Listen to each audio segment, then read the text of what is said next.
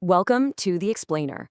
Today, we're diving into a really fascinating argument about the electric vehicle maker NIO and a prediction that has the market watching very, very closely. So, there's this pretty bold claim making the rounds that NIO might not just post a surprise profit, but could actually trigger a huge market event, something called a short squeeze. Okay, let's really get into this. To get why this is such a surprising idea, you first have to look at NIO's third quarter results. The company reported a pretty big net loss. We're talking $488 million. That definitely makes any talk of profit seem, a little out there.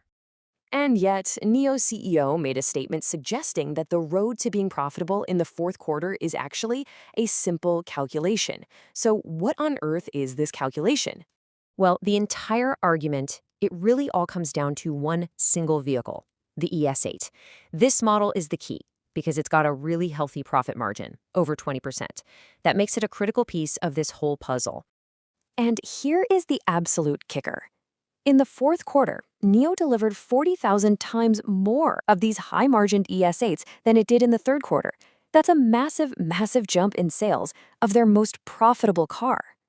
Okay, so let's do that simple math. You take those 40,000 extra cars, multiply them by the base price of around $58,000, and then take that 20% margin. And what do you get? A potential profit of $466 million just from those extra sales. Now, this is where it gets really interesting. When you put that potential profit right next to that Q3 loss, you can see it almost completely cancels it out. The red from last quarter is nearly wiped out by the potential green from this one. But wait, it doesn't even stop there. A lot of buyers aren't just getting the base model, they're going for the pricier signature version, which would push that profit number even higher. Let's run those numbers one more time, but with the signature model's higher price tag. The potential profit jumps to $514 million. Now, that would more than cover the losses from the last quarter, pushing NIO into the black.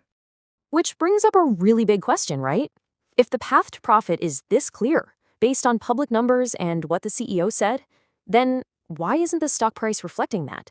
What's the market seeing? Well, the theory is that the answer has everything to do with short sellers. These are investors who make their money by betting that a company's stock price is going to go down. They're basically betting against NIO. The argument is that these investors just see NIO as an easy target and that they're maybe ignoring the company's fundamentals, like the simple math we just walked through.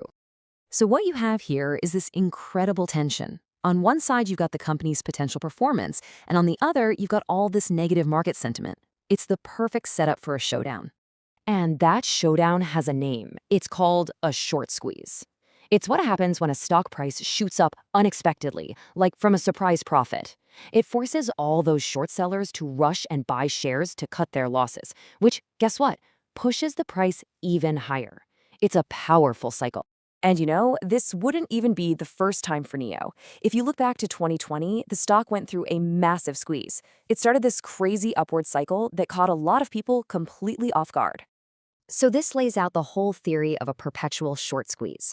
A surprise profit kicks things off, the stock starts to rise, shorts are forced to buy, which adds fuel to the fire, and every new person betting against it just adds more fuel, pushing it higher and higher and higher. So in the end, we're left with two completely opposite stories about the same company, playing out right now. You've got the fundamental story, based on simple math and sales. And then you have the market story, which is driven by these big bets that the company is going to fail. And it seems like the upcoming March earnings report is going to be the moment of truth. It's the event that could prove one of these stories right, and the other one spectacularly wrong. So this leaves us with the final question. Is this analysis pointing to a real, fundamental turnaround for NIO, driven by a profitable car? Or is this all just a theory about high-stakes market games and speculation? That's what makes this whole situation one you're definitely going to want to watch.